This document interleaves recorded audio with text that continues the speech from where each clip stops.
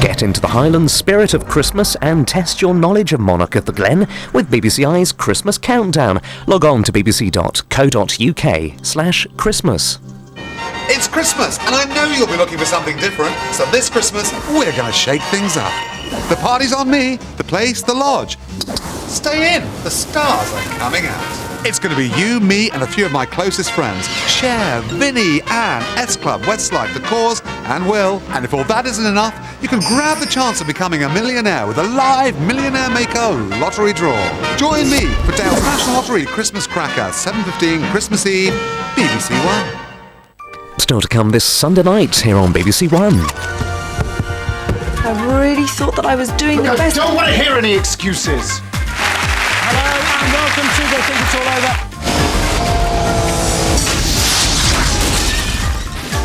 Over. A Christmas feast tonight here on BBC One.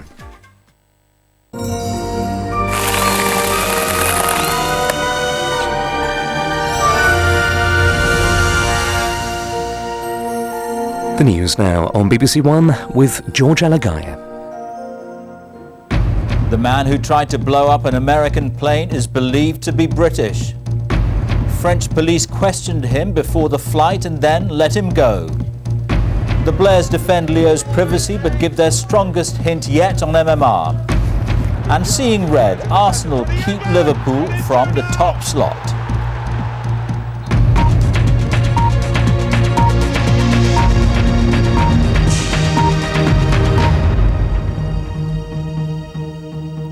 Good evening. Scotland Yard said tonight it believed the man who tried to blow up an American Airlines plane is British.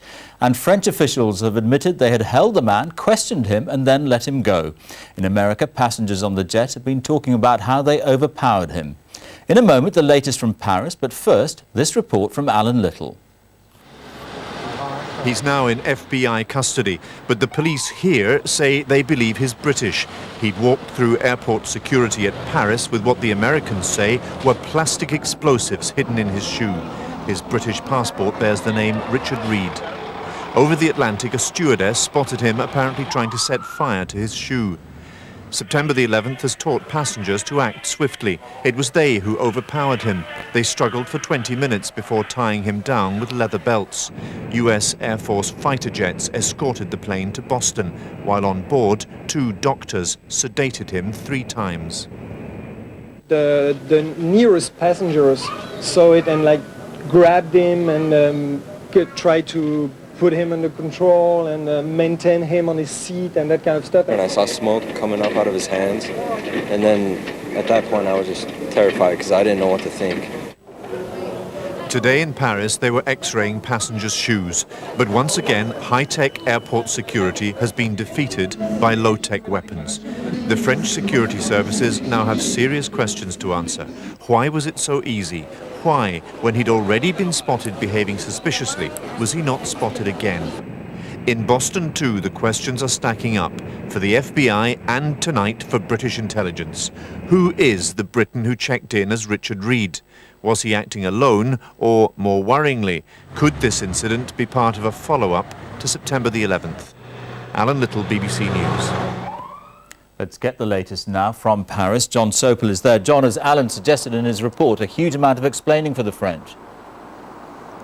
George, the most extraordinary sequence of events is emerging here in Paris tonight. The Interior Ministry have confirmed that this man who got the flight last night, Saturday night, had tried on Friday night to board the same plane. He arrived at the American Airlines check-in desk. They became suspicious about his behaviour and appearance, referred the matter to the French border police on Friday night, who then looked at his British passport, and even though it was an obviously Anglo-Saxon name, that didn't ring any alarm bells. They said it had been properly issued. They then looked at the name Richard Reed, compared it against the list of suspected terrorists, found that he wasn't on that list, and then simply let him go, by which time on Friday night he'd missed the flight, and he simply turned up yesterday at Charles de Gaulle Airport, represented himself to the check-in desk, and this time walked on to the flight without further searches, without further questions being asked, and was able to board the flight, apparently with nearly catastrophic effect. John, Scotland Yard here say that he was British, or believe he was British. What are the French saying? Well, they're not saying that. They believe he might be Sri Lankan. Other reports have suggested that he might be Syrian. The fact of the matter is that there's an awful lot of checking to do about his identity. But two things cause particular worry. One, that this was, if you like, a real false passport that he had. He hadn't scribbled anything out. Apparently the passport was completely in order. And the fact that he had those plastic explosives in his shoes suggested that this was quite an elaborate and sophisticated attempt to board the plane and to blow it up. John, thank you. Tony Blair has given his strongest hint yet that his baby son Leo has had the combined measles, mumps and rubella vaccine.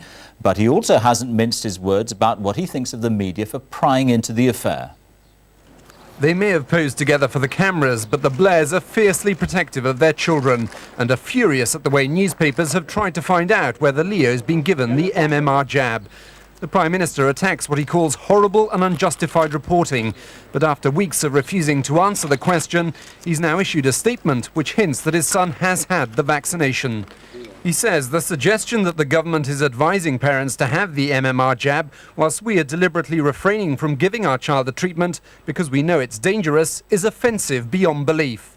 The public don't have a right to know. Like everyone else in this country, the Prime Minister's family have a right to keep their medical records confidential.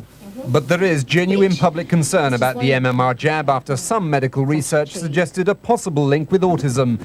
Patient groups say it's understandable for parents wanting to know whether Tony Blair has followed his own government's advice. The worrying factor is whether the public are actually now deciding not to have their own children inoculated because they don't know whether the Blairs have. And it really is a case of leading by example in this one. Private clinics charging up to £300 for 3 separate injections are reporting an increase in inquiries. The Prime Minister's reluctance to speak out earlier may have already damaged confidence in the MMR jab. Jonathan Beale, BBC News. Argentina's interim president, Adolfo Rodriguez Sá, has announced he's suspending repayments of the country's foreign debt. He's putting in place